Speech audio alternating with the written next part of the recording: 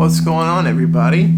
Jim Beaver here with a quick tip of the day, and I thought I would today show you guys something that's been around forever, but maybe you haven't fooled around with it before, and if you haven't, you should try it.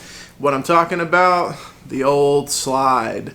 They come in many different forms and flavors. You can get them in metal and ceramic and glass, and here later I'll show you how you can even use some things from around the house to kind of create the same effect. But anyway, just a little quick explanation of why and how this works, and then a couple of ideas how to use it, and then you're off to the races to have a lot of fun and reinvent some ways that you approach the instrument. And you know, it's something cool to try, especially when we're all cooped up at home, right? So the way that the guitar works, you've got 6 strings, or really any string instrument. You've got the strings, and they're tuned, they're stretched and tightened to a state where when they are allowed to vibrate, they will create a pitch. So with the guitar, the frets that you see, that you know, if you've got a guitar in your hand, you know what frets are. If you've played guitar, you understand what this is.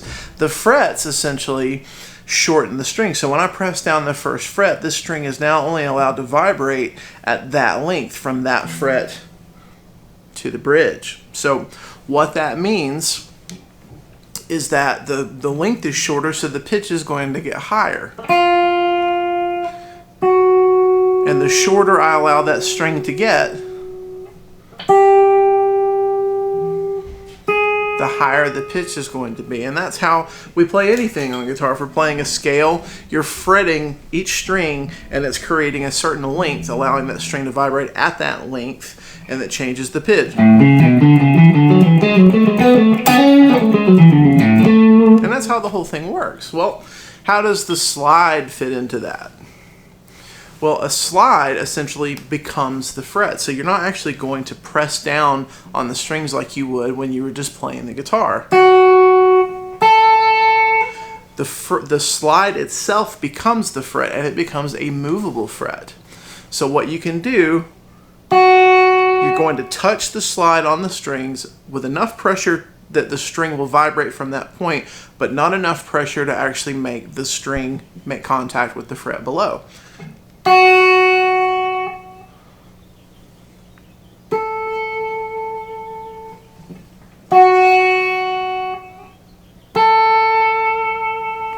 So you see what I'm doing there? I'm just making contact. Here are the fretted notes. Notice the different timbre when you use the slide.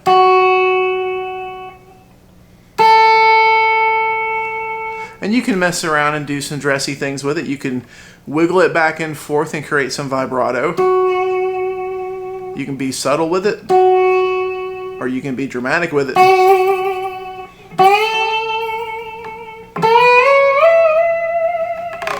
So what if you don't have one of these at home? What if you don't have a slide that was, you know, manufactured and sold to we guitar people to use in this application? Well, all is not lost. You can use anything that is round and has a very solid mass to it. Glass works the best, I think. You can use pieces of pipe, shot glasses. Here I have, it's actually an antique juice glass. But it's got a nice round, flat and round finish to it. So I can use this to some degree.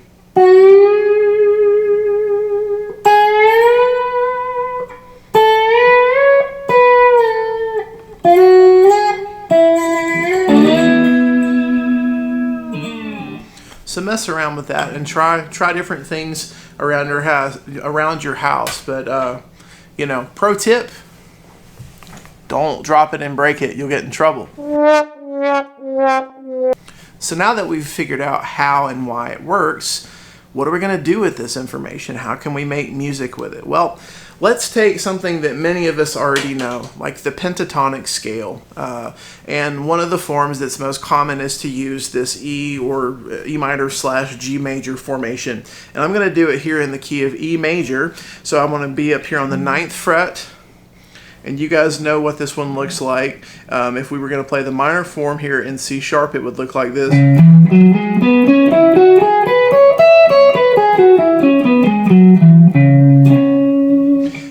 as a whole ball of wax. There's 5 other forms, but this particular form works the best, in my opinion, or one of the best for slide if you're going to be in a standard tuning, because it's symmetrical and it allows lots of points where more than one note can be fretted at a time from the scale.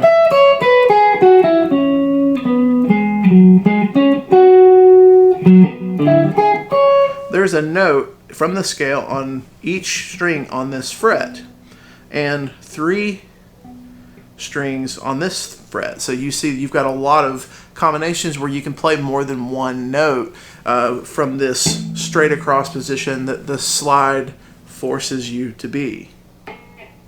So I can play these 2 notes together. I can play these 2 notes together. I can play these 3 notes together. You get the idea. So from this scale that maybe some of you have fooled around with improvising from,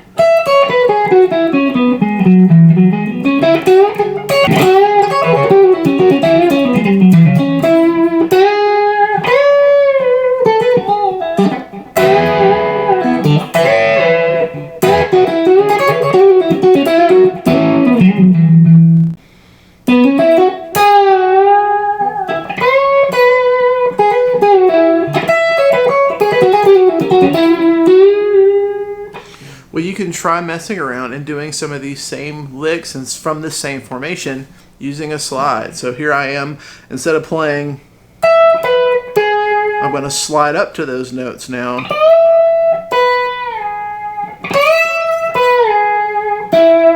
So here I could go. Now I can play it with a slide. You get the idea. Now, one item of note, when you're playing the slide, it's probably a good idea to drag a couple of fingers behind the slide. It cuts down some of that excess noise from neighboring frets and strings. So here it is without the dragging of the fingers. Here, it was kind of buzzy sounding. Now here I'm going to just drag my other 2 fingers behind the slide, and it minimizes that. Not completely gone because, you know, it is a slide. Here's another lick you can play from that same formation. Slide up to the 2nd string, 12th fret, and then while you're there, while it's still ringing, play the 1st string. You can add on to that. And then, so if I was to just fret those notes, it would look like this.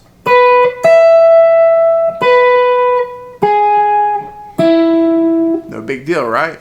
But you slide in and out of some of those notes, and all of a sudden you sound like a blues guy.